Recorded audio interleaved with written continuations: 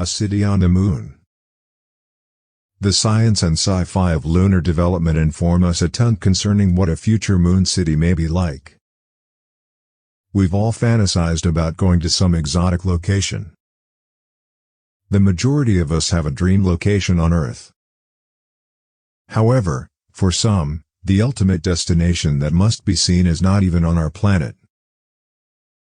According to recently leaked documents obtained by Ars Technica, NASA is currently planning a series of 37 robotic and crewed rocket launches that will culminate in the 2028 installation of the initial components for a long-term lunar base. Although some people think NASA's timeline is too ambitious to be attainable, the idea of establishing an outpost on the moon is unquestionably an exciting one for those who are interested in the solar system and science. However, in contrast to NASA, which recently switched its focus from the Mars mission to a return to the moon, the European Space Agency, ESA, has quietly planned a permanent lunar settlement for almost 5 years.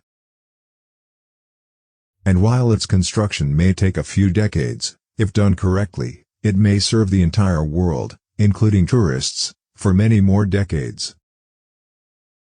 In 2015, the newly appointed Director General of the ESA, Johann-Dietrich Woerner, spoke to the BBC about his vision for the project, which was given the name Moon Village. He stated at the time, a moon village shouldn't just be a few houses, a church, and a town hall. This moon town ought to mean accomplices from everywhere the world adding to this local area with automated and space explorer missions and backing correspondence satellites.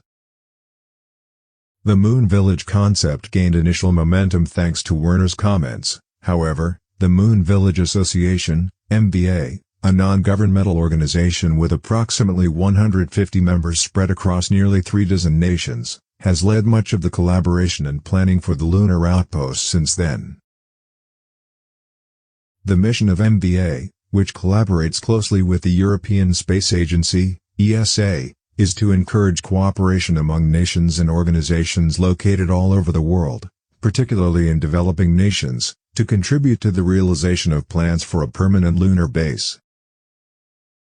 Giuseppe Riabaldi, Senior Space Policy Advisor and President of the Moon Village Association, stated in a presentation that Moon Village is not simply going to be another international space station on the moon.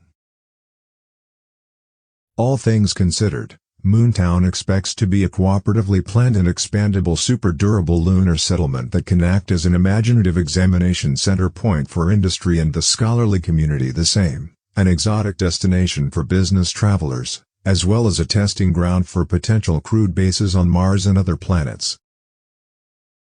This is a step for all humanity, and nobody needs to be left out, stated Rinaldi. The goal of the organization is to go beyond space, to go beyond the stars. Stakeholders currently intend to construct Moon Village close to the lunar South Pole. They want to specifically find a location close to the rim of Shackleton crater, which has areas that are almost always bathed in sunlight. This location is ideal because it offers a sufficient supply of energy through the tried and true technology of solar panels. The floor of Shackleton crater, which is about 2.5 miles, 4 kilometers, deep, is constantly shrouded in shadow, in addition to having a lot of sunlight. This implies it's the ideal spot to conceal significant, daylight-delicate unpredictable assets like water ice. As long as we have the means to unlock it, a find of this kind nearby could supply the people of Moon Village with clean water, fresh air, and a potential source of rocket fuel.